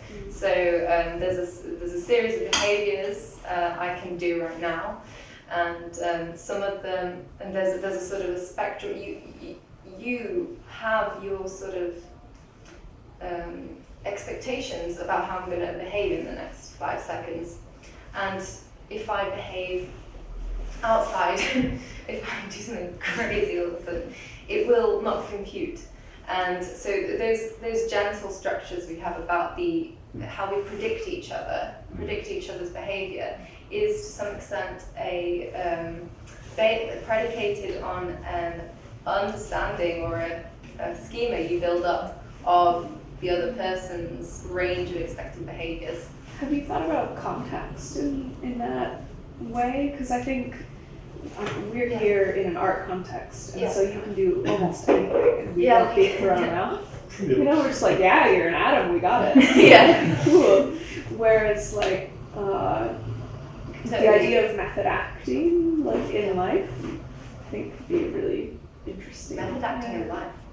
That's very meta, because method acting is usually it's like adopted over a long period of time. And it becomes life, Yeah. but method acting in life.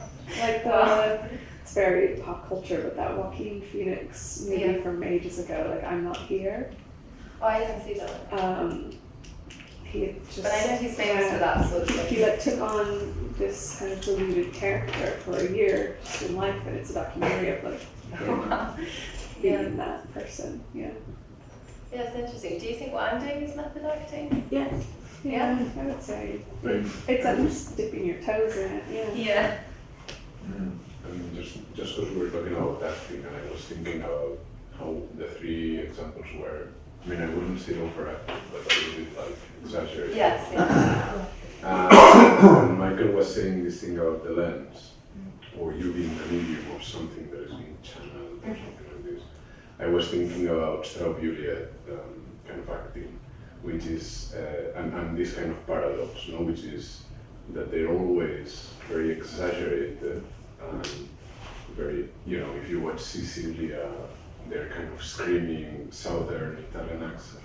But in a way, they use that to filter the text so that the acting kind of disappears in some way. I mean, I don't know how, or at least that's how I read that.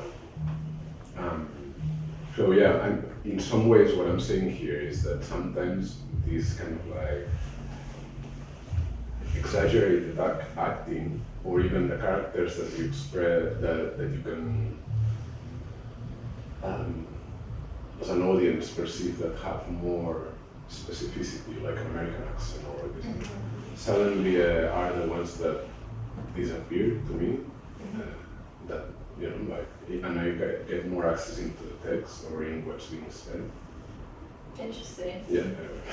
Was there a difference in the three in how you, in either just being sort of absorbed in the text versus being conscious of the character and her mannerisms? If there was what? Like between those three that I did, was there in some of them where you were more absorbed in the text as if you were reading a book? I would say in the second one. I mean, weird enough, although it had like more mannerisms, to me it disappeared somehow, and got access into the. But I mean, it's what I'm saying. Like in these films, also this kind of like overacting. Sometimes for me, it's like reading a book, because I'm or reading the script directly and denying it, or like the acting disappears. Is it because you're not reading for the clues all the time about what the question is? You kind of get it. It's served. It's kind of clear, so you can focus on the text because you kind of establish. I'm just. Yeah, maybe. But in this context, that was really blurred, wasn't it? Like this, if this is a performance, I think is very confusing. Because I'm thinking of this now as a performance, and the setup of how we're having this discussion, all looking at one person next to like a sort of typically boring board. I mean, I can't even read it. It's like, and I don't fit, because I'm hidden away, I don't feel able to go and look at it. And so that you describing that is surely just as much of a performance. And that's the bit that I'm stuck on. And I mean, I know I'm thinking of it differently, clearly, but I'm also like, what is in front of us, and like, who put these pens out, and what is this mirror, and like, why are we going through this? It's like that bit of it is the it's very different to you describing a video that you're seeing yourself in and actually reworking like that. I would love to see that live, actually. Like, that's kind of seems like a really interesting I've thing. been too scared to do that, really. But I'm kind of like, what's this then? Like, what's this live thing now? Yes, like, what's happening here? Yeah. Because I've thought about myself the whole time. Like, which bit is real? Cool. I'm glad that you got confused about that, and that now you're still confused as to whether I'm acting or not, and whether you're acting or not. That's great. That was just to explain that. It's just like a kind of dressing room, because I sometimes need to recalibrate. Anyways, shall I walk you through the charts? Do you want to have a look at them? Does it interest you to maybe see? One of the interesting things is the discrepancies between myself in character doing the report and as an observer. So in the first character, 20%, for those of you who forgot, is there's, for example, a discrepancy in modesty. So she rates herself quite highly as modest, and very lowly, the observer rates her as more arrogant. Fearfulness. She rates herself as very fearful. I think that's a mistake, that's actually quite similar. Sentimentality. She rates herself quite low in sentimentality, but the observer rates her even lower. Liveliness. She's rated quite lowly, but the observer rates her even more lowly. So there's the tendency, it seems, that the self-assessments have a milder opinion, whereas the observer reports tend to think that the character is more dramatic. So there's an extent maybe to which in which when I'm in character, I have more of a sort of understanding, and I'm almost already normalizing the sentiments she has. So everything's a bit milder usually in the self-report. There's a lot of extremes as well, big outliers. So extremely honest and extremely sincere and fair, and avoiding greed. So really strong scruples in the first one. And that's the same on both sides. And in the second one, so well, I guess why I'm saying this aloud is maybe you can tell me how you perceive your own sort of responses to match or not match with these results. So the second one is an interesting one because I presumed that there would be quite a big discrepancy between the self and the observer. So she rates herself as quite average on humility, sincerity, fairness, and the observer rates her much lower, sometimes outside of in the total extremes on those same qualities. Conscientiousness, she rates herself as average conscientious, and the observer rates her as like below average conscientious. Then altruism is quite different, so she rates herself as being quite altruist, like middle altruistic, and the observer as extremely unaltruistic. Then again, is that based on the story or is that based on the manner? So I think there was a confusion as well for me when I was filling that out between the two. And in the last one, again, this is quite a huge one. So she rates herself as quite a sincere character, the atom, whereas the perceiver rates her as very, very unsincere. It might have been something about the fakeness in the acting. I don't know, the way she was smiling sometimes and sad other times. She rates herself as very fair and judicial, but the observer rates her as quite not very fair.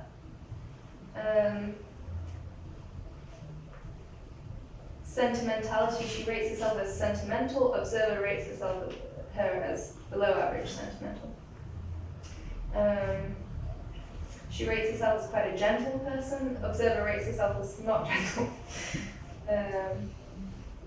And so one of the things I was also interested in is what is common to maybe all of them that would probably perhaps be more revealing of artistic preference and style, I suppose, my authorial choices rather than anything else. But what was recurring is all of them rate quite highly on openness to experience, and they rate highly on inquisitiveness and unconventionality, and then they mostly vary on everything else. It's something a bit reflective about what I like, probably. So yeah.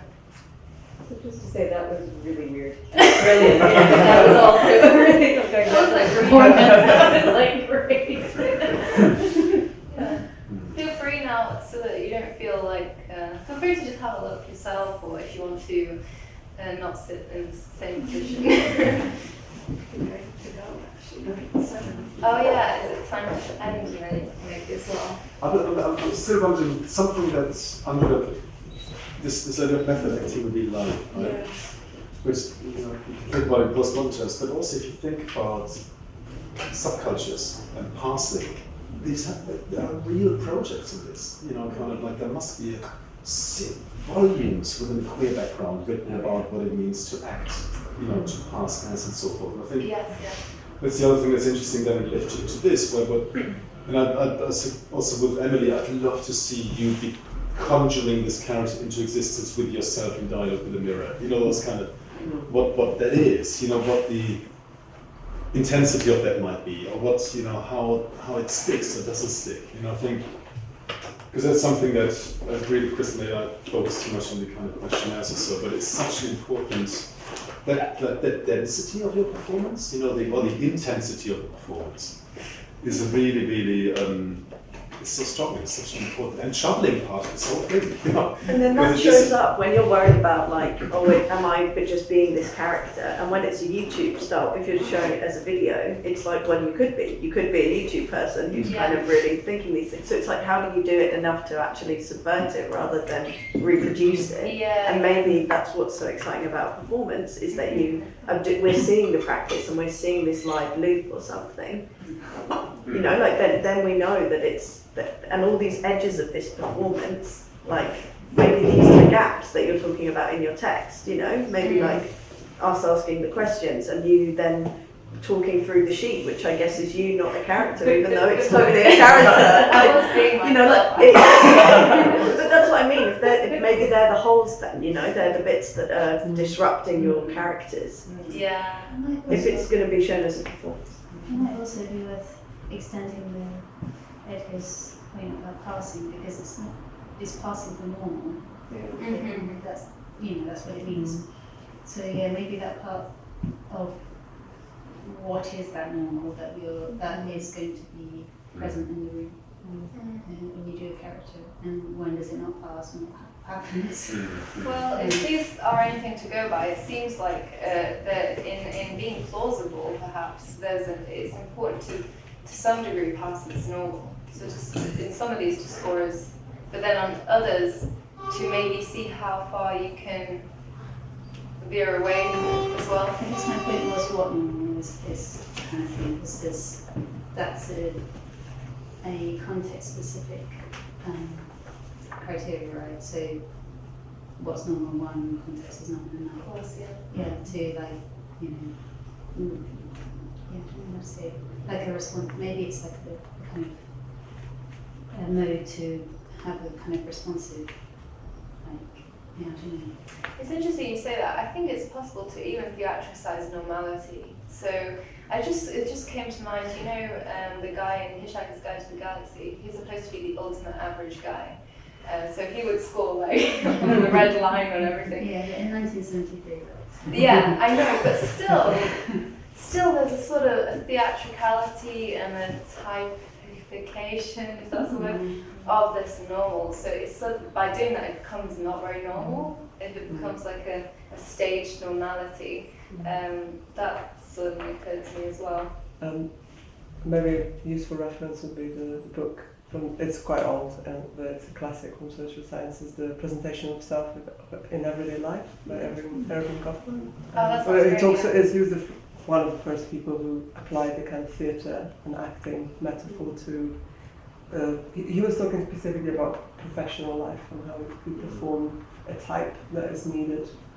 And how teachers are actors. And how, Yeah, when you're teachers doing and things waiters, that aren't like yeah. fundamental to your character, how Yeah. can that be So demonstrating that's a character? theatricality of the everyday, So he kind of was the first one to say we're all performing. That's good, thank you. On that, it might also be this passing, passing for normal, also alternatively called masking, is also from neuroatypical, use the same terminology from the same,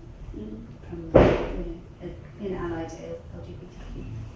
Yes. But this is categorically about character traits and learning to mask the atypical ones and pass for typical. So yeah, there's some really interesting literature. I think Kristen also gave me an example of racial passing, like passing as. Nella Larson. Yeah. But that is, this is in relationship to a violence that has to do with the insistence on the normative. Right? So it comes back to the normative as a form of violence enacted on diversity, right? That's, the broader. I guess the spirit of my work is interested in the acting as if it were normal is part of the trick. So saying some of these things are quite ludicrous, but acting as if it's normal, it almost is an attempt to make a real diverse array of normalities, like this normal and that normal and this normal. And that's the way I think also to really run with a hypothetical idea is to really not assume there's anything wrong with the idea and try not to just run with an idea without any sort of without any problem. So I suppose there's a lot of confidence in a lot of the characters. That perhaps is my personal jealousy. That every day I feel so doubtful about everything, questioning everything as researchers often do. But then there's this release that this character's so certain and so like, this is absolutely normal, what I'm thinking, it's absolutely fine. And then, yeah. Does that go back to the very, very start? And you said you're now going with this idea that a person allows you to think what is not. What is Exactly, yeah. So the character, I'm even thinking, I'm not sure what a person is anymore. Character is that thing which makes some things thinkable and others unthinkable. So that's the running theory. So you slip into these things and you can think these other thoughts, which might be bad thoughts. I wonder when people started talking about the normal. I mean, just historically, at what moment? I remember my father always used to say the ultimate sort of when he got angry, "You're not normal." So I sympathise with this, you know. But when did people start saying that? There must have been a time when normality became somehow problematic, or I mean, there must have been a time. I'm sure historically people hadn't always talked about the normal. There's a moment when... In the Serbian language, which my family is from, it's very common for someone to say, "Ti nisi normalan," which means you're not normal, you know. And that's used not for saying you are crazy or something like that, but in any disagreement. You're not normal. Absolutely. It's like, you know... I disagree with you. Like, what's wrong with you? Anybody? But it must come from the time when somehow people stopped Yes. knowing what the normal was. If you know what's normal, it's not a question. It You know, it's probably not something accompanies- people fulfill their roles in a way in society, depending on their station. So it must be at a moment of It must have the accompanied collapse of legislation. norms. It must have accompanied the legislation, rules, and how actually outside of those rules is considered as a threat to the greater good. You know, I mean, it's sort of hypothesized probably not before the 19th century. really. Normans. The Normans. I mean, What? where's the word from? Normans? Seriously. Normal. Like, where does the word come from? Does it come Where from norm? does it come from? But it comes from norm, doesn't it? I mean, The norm. I mean, I think it was a mathematical concept to begin with, right? Ah. Maybe like the normal distribution. It means, I think, average. but then it means I need average, to check doesn't it? that. I mean, Foucault would argue it's inoculated at the moment in time. You know what I mean? It's inoculated as a way Yes, to yeah, differentiate. absolutely. Yes. Oh, there's one It's like the healthy, thing. insane. You know, insane exists as a way of. I didn't know how much I Yeah. can Wow. There's this news story that somehow. Yeah, you can. Yeah, you might make it.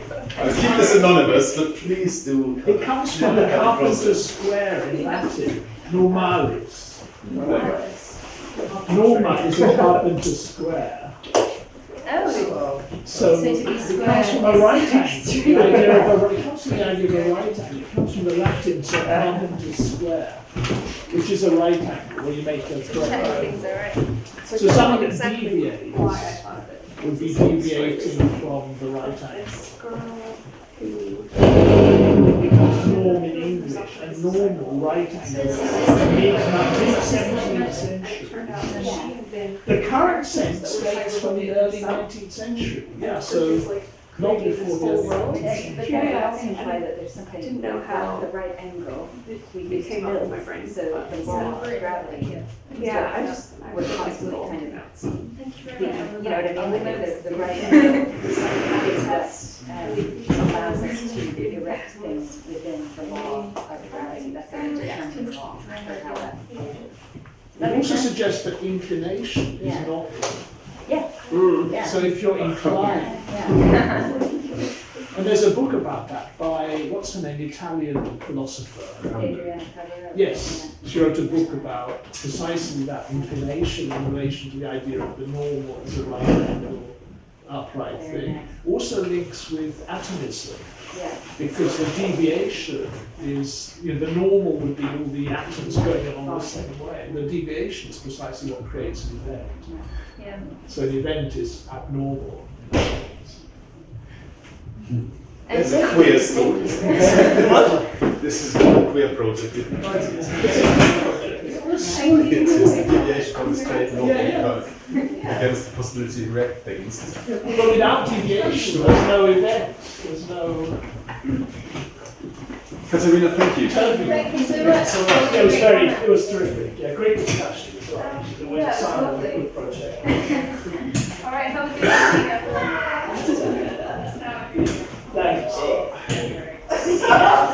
Thanks.